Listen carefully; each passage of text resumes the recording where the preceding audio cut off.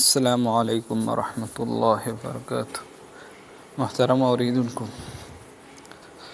څنګه یې؟ الله خاد آباد لره. امید د ربه لرم چې تاسو به د صحت په جامو کې وئ، خوشحاله وئ. ستاسو د وړاندې یو بهترینه وظیفه ذکر کوم.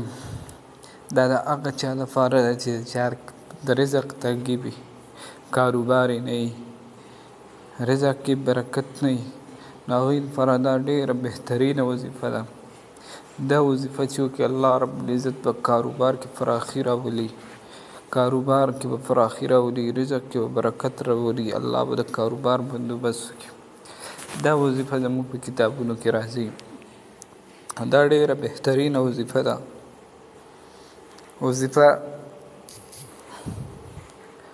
دا ده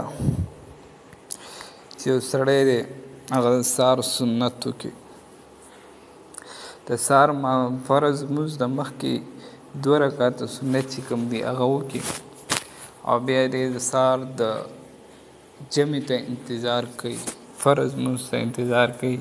نو د دې سنتو او د دې فرضو په دې منځ کې 100 فیرې دا کلمات وایي: سبحان الله وبحمده سبحان الله العظیم. دا کلمات 100 فیرې وایي: سبحان الله وبحمده سبحان الله العظیم. نو الله رب العزت به د رزق هغه تنګي ختم کړي، الله رب العزت به د رزق فراخ کړي، الله رب العزت به د رزق کې برکت واچي.